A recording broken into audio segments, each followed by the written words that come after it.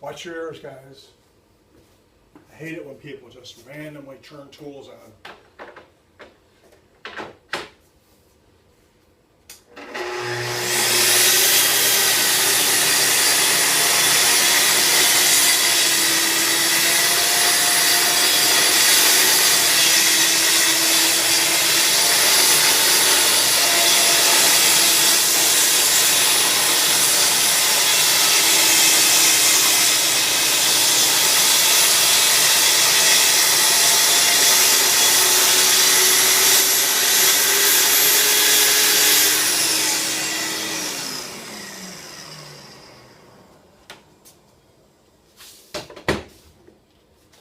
All right. Why don't I just show you this?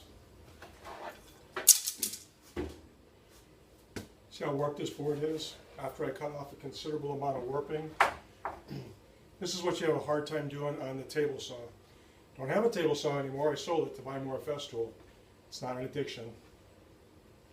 So what I realized was that Festool's MFT3 does a wonderful job of allowing me to cross-cut big wide pieces. You can take and turn it the lengthwise, and you can rip up to a certain length.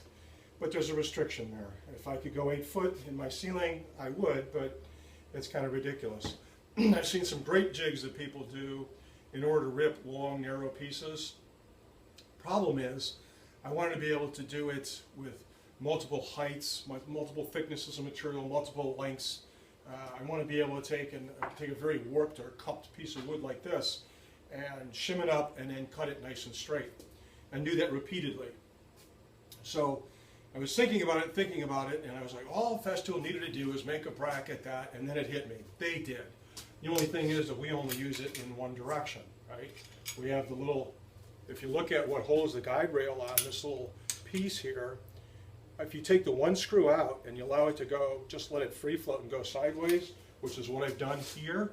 I've got 2 of these clamps holding the rail. This allows me then to repeatedly lift it up and set it down horizontally, and it's going to be in the same spot every time. The board that I'm working on,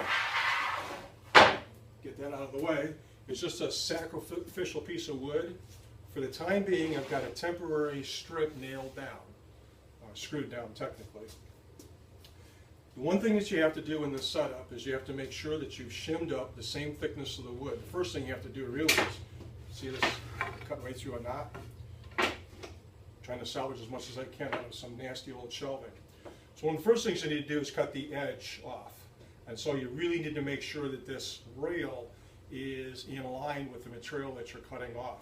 So I put a couple pieces of shims here, and that's what I use to keep the rail pretty much flush. Pretty much all I can think of. For the time being, this is a temporary jig. Really not much of a jig because it's so simple. Well, the other thing you want to do is you do want to put an end stop, because the board will tend to drift down towards the end. And also, I just put a 1x3 down here so I can cut into it and keep some of the dust down. That always ends up at the end of the cut. My goal is next to come up with a better guide system where I could just put pins in here, probably use the LR32 system to do that, and then put pins in here so I can put various width. The limitations are, 2.5, 3.5, 4 inches, or narrower than like 4 inches will work. Anything wider than that, I'm probably using the parallel guides anyway. So this works.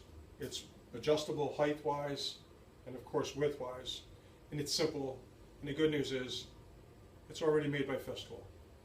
If you have any questions, please feel free to shoot me an inquiry on FOG. I will post this to FOG later.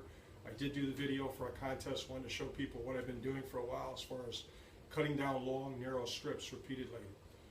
I hope you learned something. I hope this is something different. Have a great day. Thanks.